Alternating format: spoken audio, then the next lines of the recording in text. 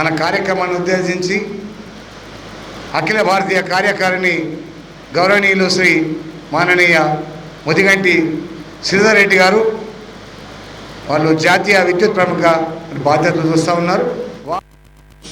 మన కామారెడ్డి జిల్లా ఆత్మీయ సమ్మేళన కార్యక్రమం ఉద్దేశించి మాట్లాడుతారు. సుదీర్ఘంగా వాళ్ళు సంఘం ప్రారంభమైన ఇప్పటిదాకా కూడా ఎన్నో సమస్యల పరిష్కారం కోసం చాలా అనుభవాలు ఎన్నో కార్యక్రమాల్లో పాల్గొంటూ ఇప్పటిదాకా మన సంఘంలోనే చురుకుగా పాల్గొంటున్నారు. వారిని మనల్ని ఉద్దేశించి మాట్లాడాల్సిన విజ్ఞప్తి చేస్తున్నాం. సభకు నమస్కారం. ప్రత్యేకంగా మాతృమూర్తులకు నమస్కారం. ఈ సభ మొన్న 10 రోజులైందా నిర్ణయం చేసి ఒక 10 రోజుల క్రితం ఇక్కడ జిల్లా సమావేశం జరిగింది. ఈ జిల్లా సమావేశంలో జిల్లా కార్యవర్గం సమావేశానికి నేను రావడం జరిగింది. సుదీర్ఘకాలంగా చాలా కాలంగా ఈ జిల్లా సమావేశాలకు రాలేదు కనుక ఒకసారి రమ్మని అడిగితే రావడం జరిగింది. ఆ సమావేశంలో ఏదో ఇట్లా మాట్లాడుకోవడం జరిగింది. ఏం మాట్లాడుకోవడం జరిగింది అంటే ఈ సంవత్సరం 2026 సంవత్సరం అంతర్జాతీయ మహిళా రైతుల సంవత్సరం. అంతర్జాతీయ మహిళా సంవత్సరం కాదు, అంతర్జాతీయ మహిళా రైతుల సంవత్సరం. అంటే ఇంటర్నేషనల్ లెవెల్లో మొత్తం భారతదేశమే కాదు ప్రపంచ మహిళా రైతుల సంవత్సరం ఈ సంవత్సరం. కానీ ప్రపంచంలో మనం న్యూస్ చూస్తుంటాం, ఇంకెన్నో కార్యక్రమాలు చూస్తుంటాం. 6 మాసాలు గడిచిపోయింది. ఇప్పుడు 7వ మాసం కూడా రేపు ఎల్లుండితో అయిపోతున్నది. ఇప్పటి వరకు ఈ మహిళా రైతుల సంవత్సరం, అంతర్జాతీయ మహిళా రైతుల సంవత్సరం అనేది ఒకటి ఉన్నది. ఆ మహిళా రైతుల గురించి ఈ ప్రపంచంలో చర్చ జరగాలి. వాళ్ళ త్యాగం ఏంది, వాళ్ళు చేస్తున్న సేవ ఏంది, వ్యవసాయ రంగానికి కానీ ప్రపంచానికి కానీ ఆహార ఉత్పత్తి కానీ దీని చర్చ జరగాల్సి ఉండే. ఒక సినిమా ఏదన్నా స్టార్ట్ అయింది అనుకోండి, దాని గురించి టీవీలలో చర్చ జరుగుతుంది. ఒక సినిమా విడుదలైంది అనుకోండి, దాని గురించి చర్చ జరుగుతుంది. ఒక సినిమా సక్సెస్ అయింది అనుకోండి, దాని గురించి చర్చ జరుగుతుంది.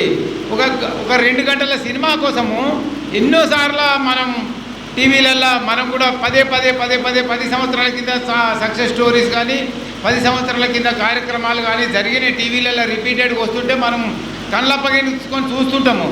కానీ అంతర్జాతీయ మహిళా రైతుల సంవత్సరానికి సంబంధించి ఇప్పటి వరకు ఏ మీడియా కానీ ఏ న్యూస్ ఛానల్ కానీ ఎక్కడ ఏ కార్యక్రమం నిర్వహించలేదు.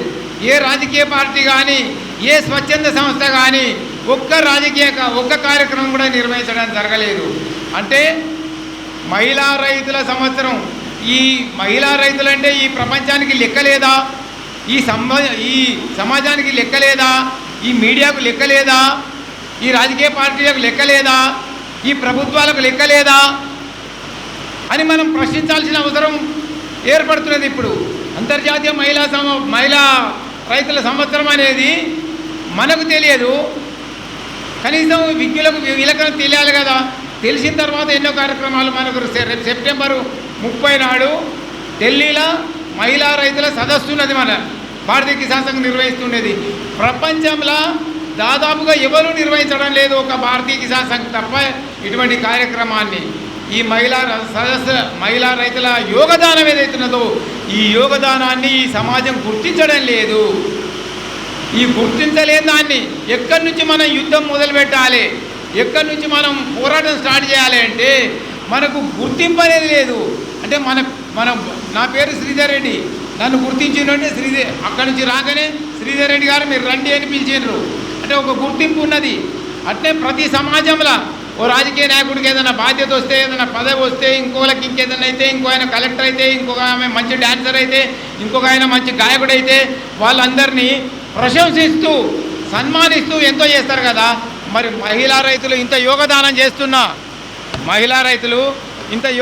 చేస్తున్నా కూడా ఏ గుర్తింపు లేదు. ఈ సమాజం వైపు నుంచి ఏ కృతజ్ఞతాభావం అనేది చూపించడం లేదు. దీని గురించి ఈరోజు మనం ప్రశ్నించాల్సిన బాధ్యత అవసరం ఉన్నది. దాని కొరకు కుటుంబ సమ్మేళనం పేరు మీద ఇక్కడున్న ఈ జిల్లా కార్యవర్గానికి ఇట్లా మహిళా సదస్సు జరపాలంటే మహిళా సదస్సు అనే పేరు పెడితే అదేదో కొత్తగా ఉంటుంది, అర్థం కాదు.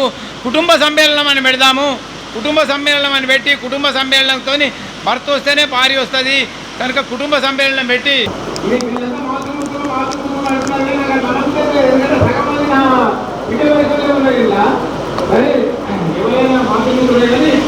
ఈ సమాజం గుర్తించలేదు.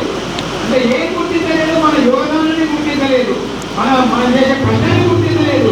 అంతర్జాతీయ మహిళా సంవత్సరం అంటే ఏ కార్యక్రమం ఎక్కడ ఉండదు. ఇదే ఏడు ఒక గుర్తింపు ఉన్నది. ఆ దిగ్గజ దానికి ప్రతి దానికి కార్మిక దినోత్సవం అంటారు, లేబర్స్ అంటారు, లౌకిక మన పిల్లల దినోత్సవం అంటారు, లేకపోతే ఇంకోటి ప్రేమికుల దినోత్సవం అంటారు. ఇవన్నీ ఉంటాయి కదా, తల్లిదండ్రుల దినోత్సవం అంటారు, ఇవన్నీ అంటారు కదా.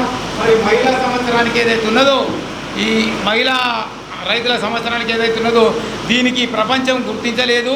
ఈ ప్రపంచం గుర్తించని దాన్ని మనం గుర్తించి ఏదైతే ఉన్నదో దీన్ని బయటికి తీసుకొస్తున్నాం. మహిళా రైతుల యోగదానం గురించి చర్చించాల్సిన అవసరం ఉన్నది. బాధ్యతగా వాళ్ళ శ్రమకు ఫలితం ఏదైతే ఉన్నదో ఏం దక్కుతున్నది అంటే, చాలా సంవత్సరాల కింద ఒక సినిమా వచ్చింది, హిందీ సినిమా రోలారి అని ఒక సినిమా వచ్చింది. రోలారి అంటే ఏడ్చేట ఆమె అనే సినిమా వచ్చింది. ఆ సినిమాలో ఏంటి అంటే ఊర్లో ఎవరు చచ్చిపోయినా కూడా మన దగ్గర కూడా ఈ సంస్కృతి ఉన్నది కదా, ఎవరు చచ్చిపోయినా కాటి పాపాలలో వచ్చి ఏడుస్తుంటారు కదా, అట్లనే ఆ సంస్కృతిలో నార్త్లో ఆ సంస్కృతి ఉన్నది. ఒక ఆడేమో వచ్చి ఏడుస్తుంది అన్నట్టు, మా నాయనో అని ఆమె ఏడుస్తుంది. ఏడ్చడానికి ఆమె కట్నం తీసుకొని పోతుంది, ఏడ్చి కట్నం తీసుకొని పోతుంది. అట్లా అలవాటై ఆమె ఏడుతుంటుంది. అంటే ఏడవడం అనేది నటించడం ఆమెకు అది జరిగింది కదా. ఎంత సహజంగా అయిపోయింది అంటే ఆమె భర్త చచ్చిపోయినాడు కూడా ఆమె ఏడవడం నటించినట్టుగానే ఏడవడం జరిగింది. ఇప్పుడు మన పరిస్థితి ఏమైంది కదా అంటే, మహిళా రైతుల సంవత్సరం అనేది ఒకటి ఉన్నది. దాని గురించి ఏదైతున్నదో ఏం చేయాలి, ఏం కార్యక్రమాలు చేయాలి వెటి రొటీన్గా ఏది పట్టించుకోకుండానే జరిగిపోతున్నాయి. స్పందన లేకుండా అయింది. మనం కూడా అంటే ఎందుకు ఇట్లా జరుగుతున్నది అంటే మనం ఒకటి ప్రశ్నించుకోవాలి. అంజిరెడ్డి గారు చెప్పారు, ఇతర పెద్దలు చెప్పారు, లావణ్య గారు చెప్పారు, 100% పని వ్యవసాయ రంగంలో ఎవరు చేస్తారు అంటే మాతృమూర్తులు చేస్తారు, మహిళలు చేస్తారు. ఇది చెప్తారు కదా, మన మహిళలు ఏంది మన వంటింట్లోకి పోంది వంట బయటికి రాదు, పంట చేనులకు పోంది పంటింటికి రాదు అని అంజిరెడ్డి గారు చెప్తుంటారు కదా. అదేదైతే ఉన్నదో ఇంత యోగదానం చేస్తుంటే వీళ్ళకి గుర్తింపు లేదు. వీళ్ళకి గుర్తింపు లేకుంటే వీళ్ళకి గుర్తింపు లేదు అని అంటే ఇంతకుముందు రామ్ గారు చెప్పారు, భారతీయ అంటే రైతాంగం సంక్షోభంలో ఉంది, వ్యవసాయ సంక్షోభంలో లేదు. ఈ రైతాంగం సంక్షోభంలో ఉన్నదాని కొరకు ఎవరు రాజకీయ నాయకులు ఉద్యమాలు చేస్తారు, వివిధ సంఘాలు ఉద్యమాలు చేస్తాయి, కానీ రైతులు చేయట్లేదు అనే విషయం మన దృష్టికి తీసుకొచ్చారు. వాస్తవంగా ఈ ఉద్యమాలు చేసేదంతా పురుషులే. భారతీయ కిసాన్ సంఘ్ కూడా ఎన్నో ఉద్యమాలు నిర్వహించింది, ఆ ఉద్యమాలలో పాల్గొన్నది కూడా పురుషులే. అంటే దోసుకునుడు ఎవరు దోసుకోబడుతున్నారు? వ్యవసాయ రంగంలో రైతులు దోసుకోబడుతున్నారు. రైతులలో ఎవరి పాత్ర ఎంత? పురుష రైతుల పాత్ర, వాళ్ళ యోగదానం 30% అయితే 70% వాటా మహిళలది ఉన్నది. అంటే 70% మంది మహిళలు కోల్పోయే తన శ్రమను శక్తిని కోల్పోతున్నప్పుడు వీళ్ళు బయటికి రాంది అసలు ఎట్లా సరైతుంది ఈ వ్యవస్థ? కనుక 70% మన సంపద కోల్పోతున్నారు. 1:10 అంటాం. అంటే ఒకరు 10 మందితో సమానము. ఏ విషయంలో ఒక 10 మంది పోయి గిట్ట కలెక్టర్ ఆఫీసులో ఒక 10 మంది మొగోళ్ళు పోయి, ఒక 100 మంది మొగోళ్ళు పోయి ఒక ప్రశ్న అడిగితే, ఒక ప్రశ్న ఇస్తే ఎంత ఎఫెక్ట్ ఉంటుందో, ఎంత దాని ఇన్ఫ్లుయెన్స్ ఉంటుందో. ఒక 100 మందిలో 10 మంది మహిళలు ఉంటే అంతకన్నా 100 అంతలు అంటే 10 అంతలు ఎక్కువ ఇన్ఫ్లుయెన్స్ ఉంటుంది. కనుక ఎవరైతే దోసుకోబడుతున్నారో, ఎవరి శ్రమనైతే దోసుకోబడుతున్నదో వాళ్ళ ఇంట్లోకి వెళ్ళి బయటికి రాంది ఈ దోపిడీ ఏదైతే ఉన్నదో, మనం అట్లా మన మార్కెట్ దోపిడీ కానీ, ఇంకే దోపిడీ కానీ, ప్రభుత్వ దోపిడీ కానీ, ప్రైవేట్ దోపిడీ కానీ, ఇది అరికట్టబడది. ఎవరు దోచుకోబడుతున్నారు? మహిళల కష్టం దోచుకోబడుతున్నది. కనుక మహిళలే బయటకు వచ్చి ఉద్యమం చేయాల్సిన బాధ్యత ఉన్నది. మహిళా రైతులే ఉద్యమం చేయాల్సిన బాధ్యత ఉన్నది. పురుషులను ఇంటికాడ కూర్చోబెట్టి నేను వస్తా ఉద్యమానికి, కలెక్టరేట్ ముందట ధర్నా ఉన్నది అంటే నువ్వు కాదయా, నీ వెంట నేను వస్తా అని ఒక 20 మంది మహిళలు గిట్ట జిల్లాల, ఒక 30 మంది మహిళలు గిట్ట జిల్లాలో బయలుదేరినట్టయితే దాని ఎఫెక్ట్ ఎంత ఉంటుంది? అప్పుడు మీడియా వాళ్ళు అలర్ట్ అవుతారు, అందరూ అలర్ట్ అవుతారు. ఈ ప్రశ్నించే విధానం మహిళల నుంచి రావాలి. ఎందుకంటే దోసుకునేది అంజిరెడ్డి గారు ఇంతకుముందు చెప్తారు, అంటే ఎవరు ఎక్కువ పని చేస్తారా అంటే 70% మహిళలు చేస్తారు, 30% మరి మేము చేస్తాం. మరి ఎవరు ఎక్కువ ఖర్చు పెడతారా అంటే మేము ఎక్కువ ఖర్చు పెడతాం, తాగుతాం, తింటాం, దాబాలకు పోతాం, ఖర్చు చేస్తుంటాం, మోటార్ సైకిల్ పెట్రోల్ వాడతాం. మరి 70% మేమే ఖర్చు పెడతాం. మరి ఆడదాని సొమ్ము తిన్నోడు ఎవడు బాగుపడతారా అని అంజిరెడ్డి గారు ప్రశ్నించారు ఇంతకుముందు. అదేదైతున్నదో ఇప్పుడు ఈ సమాజం కానీ ప్రభుత్వం కానీ ఈ మహిళల సొమ్ము తిన్న వాళ్ళు ఎంత బాగుపడతారు కనుక ఈ మా సొమ్ము తిని మీరు ఎంత బాగుపడతారా అని ప్రశ్నించాల్సిన బాధ్యత కూడా ఈ మాతృమూర్తుల మీద మహిళా రైతుల మీదనే ఉన్నది.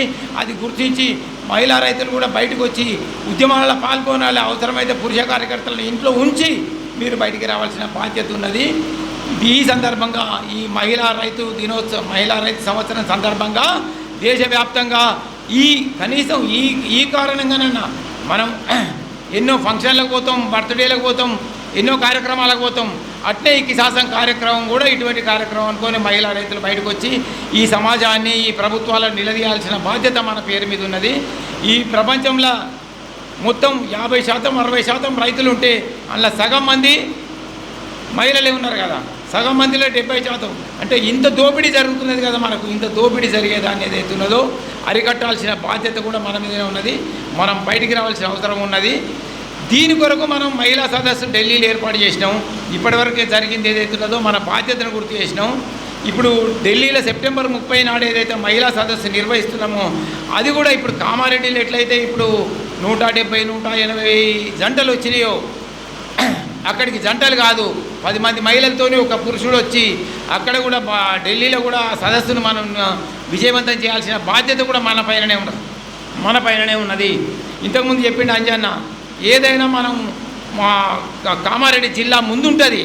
అట్నే కామారెడ్డి జిల్లా మహిళా సదస్సు విజయవంతం చేయడంలో కూడా ఢిల్లీ సదస్సును విజయవంతం చేయడంలో కూడా ముందుండాలి. ఇక్కడ నుంచి ఒక 100 మంది మహిళలన్నా, కనీసం 100 మంది మహిళలన్నా ఢిల్లీ రావాల్సిన అవసరం ఉన్నది.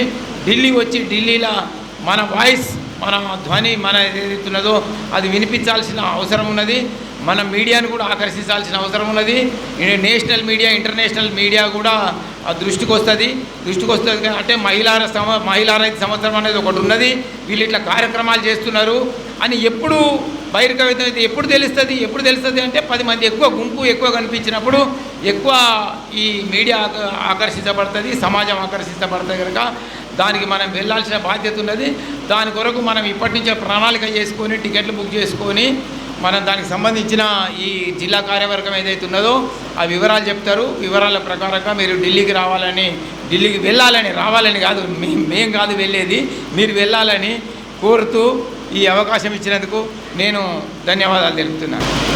ఒకటి ఒక కార్యక్రమం రచన చేయడం జరిగింది ఇదివరకు. అంటే ప్రైవేట్గా మామూలుగా ఢిల్లీ వెళ్ళాలంటే మరి ఎప్పుడో ఒకసారి తప్ప మనం అంత దూరం వెళ్ళాం కదా. వెళ్ళినప్పుడు అటు వెళ్ళి సదస్సుకు అటెండ్ అయ్యి వాపసు రావడం కాకుండా ఇంకా దాంతోపాటు పుణ్యం పురుషార్థం అన్నట్టు పురుషార్థంతో పాటు పుణ్య కార్యక్రమం కూడా మనం చేసుకుందామా అనేది ఆ ఢిల్లీలో ఒకరోజు పర్యటన, ఢిల్లీలో సదస్సు ఒకరోజు, పర్యటన ఒకరోజు, ఢిల్లీ స్థానికంగా పార్లమెంటు చూడడం, ఎర్రకోట చూడడం, ఇట్లాంటి రకరకాల చూడడానికి ఒకరోజు కేటాయించి వీలైన వాళ్ళు ఆ తర్వాత ఢిల్లీ నుంచి అయోధ్యకు ఒకరోజు, అయోధ్య నుంచి వారణాసికి, కాశీకి ఒకరోజు వెళ్ళి అక్కడి నుంచి తిరిగి రావడం అనేది జరిగింది. దీనికి ఒక ప్లాన్ కూడా చేయడం జరిగింది. ప్లాన్ చేసి నేను ఎప్పుడో మొన్న వారం రోజుల కిందనే వీళ్ళకు జిల్లా కార్యవర్గానికి ఇవ్వడం జరిగింది. అది మొత్తం సుమారు వారం రోజులు 7 రోజుల కార్యక్రమం అవుతున్నది. మనం ఇంటికా నుంచి బయలుదేరిన కాడ నుంచి ఇంటికి చేరే వరకు 7 రోజుల కార్యక్రమం అవుతున్నది. దానికి సుమారుగా ఒక మనిషికి 8,000 రూపాయల ఖర్చు అవుతున్నది. అంటే అయ్యో నేను వచ్చినా మా ఆయన రాయలేదు అని అనుకోవద్దు. నేనే పోవాలి, ఆయన ఇంటికాడ ఉండి వ్యవసాయం చూసుకోవాలి, కోడి పిల్ల నక్క కుక్క అన్నీ చూసుకోవాలి అని అనుకొని 10 మందికి ఒకళ్ళు గాడిగా ఎవరో 10 మందిలో ఒకళ్ళు తీసుకొని ఇప్పుడు పరస్పర పరిచయాలు ఏర్పడితే ఇక్కడ మీకు అంటే ఒకరికి మగవాళ్ళకు పరిచయాలు ఉన్నాయి. ఓ రకంగా చూసుకుంటే ఇక్కడ పెళ్లి సంబంధాలు కూడా ఈ కిసాన్ సంఘ్ మిత్రత్వం ద్వారా కుదిరినాయి. దీనికి పురుషులకే మగవాళ్ళకే సంబంధాలు ఉన్నాయి. ఈ మహిళా కార్యకర్తలకు సంబంధాలు లేవు. ఈ సందర్భంగా పరిచయం అవుతారు. పరిచయమై స్నేహం పెరుగుతుంది. స్నేహం పెరిగితే అక్క చెల్లె పోదాం రావే వదినే అని అనుకునే పద్ధతిలో అందరు కలిసి బయలుదేరాలి. ఆ బయలుదేరడం కొరకు అంటే మా లోపల ఓ రకంగా ఏంటి అంటే మా అందరికీ బాధ అలాగే మా మనసులో ఉన్నది అది. మీలో 100 మందినైనా మేము ఢిల్లీ తీసుకుపోవాలనుకుంటున్నాం. లోపలి ముచ్చట అది. ఆ లోపలి ముచ్చట కొరకు ఈ అంజిరెడ్డి గారిని తయారు చేసి వాళ్ళని తయారు చేసి వీళ్ళని తయారు చేసి ఈ దాని కొరకు ఆ మోటివేషన్ కొరకే ఈ కార్యక్రమం పెట్టడం జరిగింది.